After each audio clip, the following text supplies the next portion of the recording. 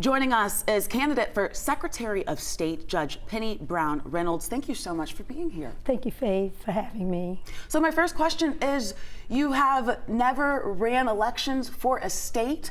Why do you want to be Secretary of State for Georgia? Well, I'm going to be Secretary of State because now more than ever, I believe Georgia needs sound, steady leadership.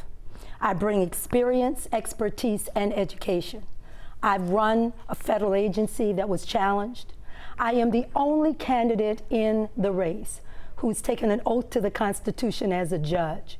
And so we know that the Secretary of State's office is the chief elections officer in Georgia. And who better to run and oversee our elections, particularly at a time when they're being undermined, than a former judge. Not only that, I have the expertise as a CEO and an entrepreneur, and I have a heart for the people.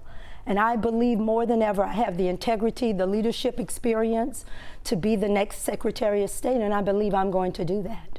Thank you for your answer. Let me ask you about if you get this job, day one. What are you doing? What's your priority? Well, the first thing I'm going to do day one is to keep every promise that I've made. And the promises that I've made is that I'm going to bring a sense of integrity. In honesty, this should be a position that's nonpartisan. Because I think in the long run, when we talk about fair, free, and safe elections, we're talking about people that don't care what you vote, red, blue, or even not at all. We need someone who's coming in there to not just have a job, but do a job. And so the first thing I'm going to do is do a forensic review of that entire office. Because yes, it's about voting, but guess what else the Secretary of State's office does? It regulates and registers businesses. And we know that small businesses and entrepreneurs are the lifeblood of Georgia. And I want to make certain of not just being a gatekeeper, but someone who's a partner with businesses. We also register licensing professionals. Hundreds of thousands of people, whether they're dentists or chiropractors or cosmetologists or barbers, have to get registered in this office. And that office has been failing them on so many levels. So I bring that sense of competence and an ability as a business person to go in and work that. That's the main thing, too, that I'm looking at. And then I'm concerned about our seniors and scams that are going on with them. So from day one, I believe we can do multiple things at the same time. I'll have competent people that are working with me. I'll come in with a plan because I'm a seasoned person. I don't need an on-the-job training, and we don't need amateurs right now. We need someone who's been doing the work. I was the first African-American lawyer for a governor in Georgia. I know how to work with state government. I ran a federal agency. I'm a federal executive for civil rights for the USDA, over 100,000 employees. So I believe that I'm prepared to work with the 300 employees at the Secretary of State's office if I've done the work that I've done before. Well, there's a law being considered right now that would require citizens to show their ID before voting. Is that something you support? On the federal side, you're talking about the SAVE Act. Yes, ma'am. Yes, absolutely, I cannot support that. Right now, Georgia has safe, accessible elections because we require ID, your driver's license, a military ID, a state-issued ID, U.S. passports. That's not what this law is saying. This law is a broader approach of trying to undermine our elections. Article 1, Section 4 of the United States Constitution, of which I said I swore an oath as a judge, provides that elections are supposed to be managed by the states. This is a version of the federal government trying to require that you have a birth certificate and that you have a passport. They're invalidating driver's license. So who does that hurt? You know how many people are disenfranchised by this? How much is a passport? $165. It's tantamount to a poll tax. And why would a birth certificate, do you have your birth certificate? The average person would have to then go to get a birth certificate. And then what about women whose names have changed? We are supposed to make voting accessible for as many people as we can. And so everyday Americans and Georgians ought to be asking, why are people trying to make it so hard for people to vote? Right now, we have voter ID in Georgia. It's working because we know that it is against the law for anyone who's here illegally to vote.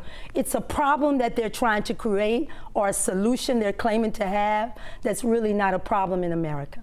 And I was going to say, well, some people do believe that this needs to take place because, hey, if you have to show your ID before getting on a plane, or show your birth certificate for other things, even to, you know, potentially get behind a wheel of a car and drive, you have to have a license for that. Why not have to show ID to vote? What is your response to them? Well, we are showing ID. See, it's a false narrative. You see, that bill has nothing to do with showing ID. That bill is about preventing people from voting. Right now, in the state of Georgia, you can vote with your ID, your driver's license, your state ID, your military ID. There are a number of forms of ID. So that's not what it's about. It really is not, and I don't believe it's going to pass. And if it does pass, what is your next move? Well, my next move is to make certain that we continue to do what our campaign has been doing, and that's getting the word out to people. The worst thing that we can do when undermining elections begins with making people doubt the election. And what I'm out here doing with my campaign, others, from both sides of the aisle, our campaign is a big tent. It's not just people on one side of the aisle. My campaign slogan is a Georgia for all of us, because I believe that when you undermine elections, you undermine democracy. I took an oath to justice. I really believe in that. And it is all that I have ever done in my life. And so a judge who would be the person who would be able to say that our elections are fair. The courts this has been litigated over and over again, because it's an attempt, when you don't have good policies, when you don't care about people. I can tell you this, gas prices don't care if you vote red or blue. It's about green right now. When hospitals are closing, we have 159 counties in Georgia, of which 120 are rural. When these people are trying to put food on the table, nobody's caring when you go to the grocery store. The last time I checked, the cashier didn't ask if you're voting Republican or Democrat. Times are too difficult right now for us to put amateurs in positions using these made-up emergencies when there is not one. The current Secretary of State, Brad Raffensperger, is a Republican. Yes. And he, in 2020, was kind of made famous for a certain phone call between him and the president.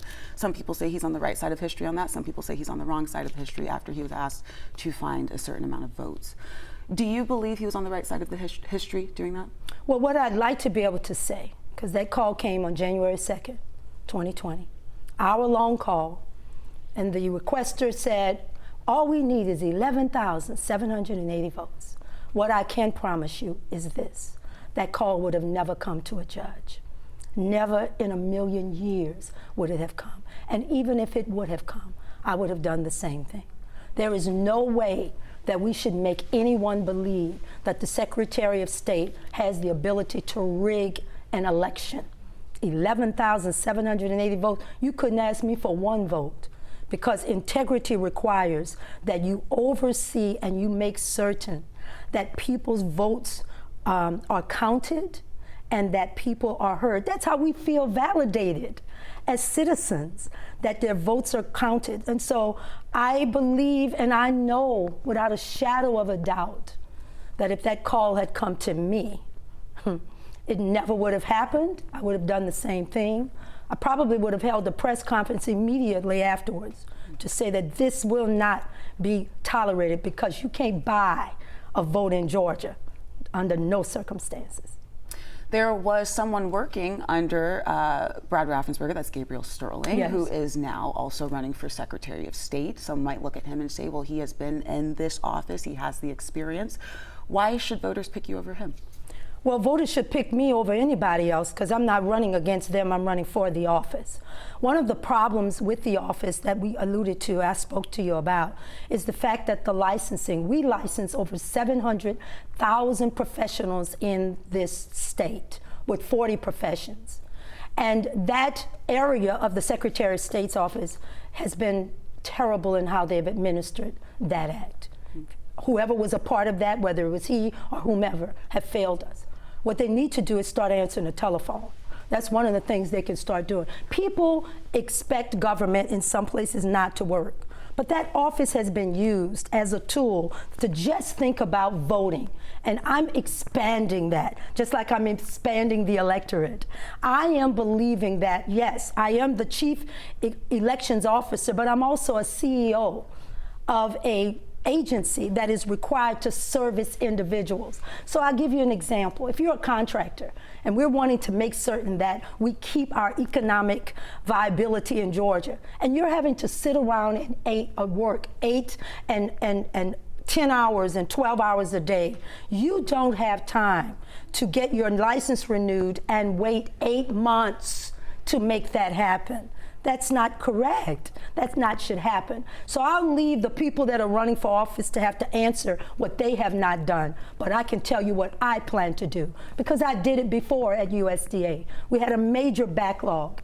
I was the person that had to go out and make certain that our farmers in Georgia were serviced, that their complaints were heard, that I didn't just sit behind a desk, but I was out with everyone. I'm out everywhere. And I want to say to the voters and to you that if I'm everywhere now when I'm trying to get the job and you don't see people, what's going to happen when they have the job? So I am confident, more than confident, that the backlog that has taken place, this is nurses having a hard time getting their license. That office has failed those individuals in licensing. And another area that we have failed in is really with businesses. You know, if you go and get your LLC, the first thing you do when you have a business is you go to the Secretary of State's office and you register. Then you go and you get an LLC or a nonprofit. It starts there and it stops there. As a constitutional officer, I understand the power of that office. And why are we not helping businesses? Why are we not giving them education? Because we know businesses fail within that first 5 years. I have a plan to do all of that. So yes, voting is critical. Our democracy is critical. But I think that that office, under whoever has been in charge and working there, has not done all that they could do for the citizens of Georgia. And I really say, why don't you all start by answering the telephone? Thank you so much, Judge Thank Penny. you. 2 more questions for you. Okay. I want to ask you just about the clearing of voter rolls that we saw recently. Is Yes. that something that you agree with? No, I do not. SB 202 is the law. And when I am Secretary of State, I will follow the law as it is. We know that in the fall, 478,000, the largest in U.S. history, were canceled. Cancellation of votes were just taken off the rolls. And so the Secretary of State was following what is current law. But what they failed to do, what the Secretary of State's office failed to do, is if you canceled out 478,000 votes, then what was your obligation to go out and help register 500,000? Would you have done something differently? Absolutely. That's what I believe my job is. We're nonpartisan. We want to make it easy for people to have fair, free, accessible elections when you are eligible to vote. You can use that bully pulpit to get news out to people and say, this is your time to vote. I think more should have been done in terms of canceling people out and understanding who you're hurting, people who are veterans, people who are disabled, people who may have not voted in the election because they were taking care of an ill person. You know, there are a lot of reasons why people don't vote, and the cancellations are based on the fact that you didn't vote in certain elections. And so I just think that more can be done, and that's what I plan to do. And I have so many more questions for you, but I'm being told that we are out of time. Oh. So we're going to have to check back in. But before we go, I always like to leave the last 30 seconds to you, your message to the viewers who are watching this interview. I think that this election brings me to the intersection of what I've been called to do. I have been a lawyer, a former judge, a federal executive, and more than that, a civil rights person all of my life. I've been trained by the great civil rights leaders in the state of Georgia because I believe in fairness. I took an oath to the Constitution as a judge, and that meant that I took an oath that's greater than any party. I am that person, not who can just win a primary, but who can win the general election. Because I have people now that are crossing over to say, if we ever needed someone who has the experience, the expertise, and the knowledge to get this job done, I don't play games. And this is not a time for amateurs. This is time for someone who knows what they're doing, and I am that person. I've been called for such a time as this, and I am looking forward to being Georgia's Secretary of State. Judge Penny Brown Reynolds, thank you so much for coming in. Hope to check in with you soon. All right. Thank you so much, Faith. Thank you.